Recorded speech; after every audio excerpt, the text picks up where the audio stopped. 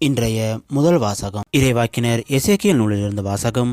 அதிகாரம் 37 வசனம் 21 முதல் 28 முடிய. தலைவராகி ஆண்டவர் கூறுவது இதுவே: இதோ, நான் இஸ்ரவேலர் சிதறுண்ட நாட்டிலிருந்து அவர்களை அழைத்து எம் மருங்கில் நின்றும் கூட்டிச் சேர்த்து அவர்களின் சொந்த நாட்டுக்கு கொணர்வேன். இஸ்ரவேலின் மலைகள் மீது அவர்களை ஒரே நாட்டினர் ஆக்குவேன். அவர்கள் எல்லாருக்கும் ஒரே அரசன் இருப்பான். அவர்கள் இனிமேல் ஒருபோதும் இரு நாடுகளாகவோ இரு அரசுகளாகவோ பிரிந்திரார். அவர்கள் இனிமேல் ஒருபோதும் தங்கள் தெய்வ சிலைகளாலோ இழிந்த அருவருப்பான பொருட்களாலோ தங்கள் வேறெந்த குற்றங்களாலோ தங்களை தீட்டுப்படுத்தி கொள்ள மாட்டார்கள். ஏனெனில் அவர்கள் பாவம் செய்த எல்லா குடியிருப்புகளிலிருந்தும் அவர்களை நான் மீட்டு தூய்மையாக்குவேன்.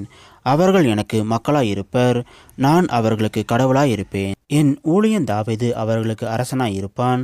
அவர்கள் அனைவருக்கும் ஒரே ஆயன் இருப்பான்.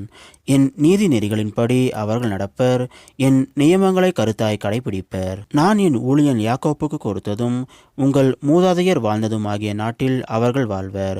அவர்களுக்கு அவர்களின் மக்களும் மக்களின் மக்களும் அங்கு என்றென்றும் வாழ்வர். என் ஊழியன் தாவீது என்றென்றும் அவர்களின் தலைவனாயிருப்பான். நான் அவர்களுடன் நல்லுறவு உடன்படிக்கை செய்து கொள்வேன். அது அவர்களுடன் என்றென்றும் நிலைத்திருக்கும். நான் அவர்களை நிலைப்பெற செய்து அவர்களை பெருகச் செய்வேன்.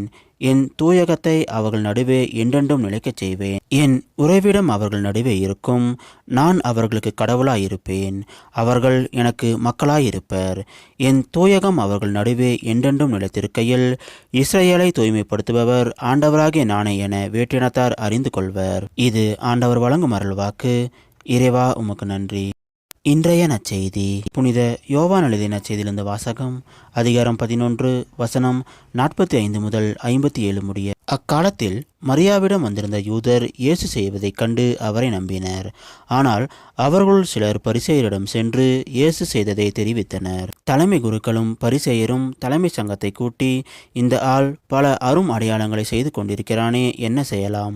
இவனை இப்படியே விட்டுவிட்டால் அனைவரும் இவனிடம் நம்பிக்கை கொள்வர். அப்போது ரோமையர் வந்து நம் தூய இடத்தையும் நம் இனத்தையும் அழித்து விடுவார்களே என்று பேசிக்கொண்டனர். கயபா என்பவர் அவர்களுள் ஒருவர். அவர் அவ்வாண்டின் தலைமை குருவாய் இருந்தார். அவர் அவர்களிடம், உங்களுக்கு ஒன்றும் தெரியவில்லை. இனம் முழுவதும் அழிந்து போவதை விட ஒரு மனிதன் மட்டும் மக்களுக்காக இறப்பது நல்லது என்பதை நீங்கள் உணரவில்லை என்று சொன்னார். இதை அவர் தாமாக சொல்லவில்லை. அவர் அவ்வாண்டின் தலைமை குருவாய் இருந்ததால் இயேசு தம் இனத்திற்காகவும் தம் இனத்திற்காக மட்டுமின்றி சிதறி வாழ்ந்த கடவுளின் பிள்ளைகளை ஒன்று சேர்க்கும் நோக்குடன் அவர்களுக்காகவும் இறக்கப் போகிறார் என்று இறைவாக்காக சொன்னார். ஆகவே அன்றிலிருந்தே அவர்கள் இயேசுவை கொண்டுவிட திட்டம் தீட்டினார்கள். அது முதல் இயேசு யூதரிடையே வெளிப்படையாக நடமாடவில்லை. அவர் அவ்விடத்தினின்று அகன்று பாலை நிலத்துக்கு அருகிலுள்ள பகுதிக்கு போனார். அங்கு எப்ராயின் என்னும் ஊரில் தம் சீடர்களுடன் தங்கியிருந்தார். யூதர்களுடைய பாஸ்கா விழா அண்மையில் நிகழவிருந்தது. விழாவுக்கு முன் தங்கள் தூய்மை சடங்குகளை நிறைவேற்ற பலர் நாட்டுப்புறங்களிலிருந்து எருசலேமுக்கு சென்றனர். அங்கே அவர்கள் இயேசுவை தேடினார்கள். அவர் திருவிழாவுக்கு வரவே மாட்டாரா? நீங்கள் என்ன நினைக்கிறீர்கள் என்று கோவிலில் நின்று கொண்டிருந்தவர்கள் தங்களிடையே பேசிக்கொண்டார்கள்.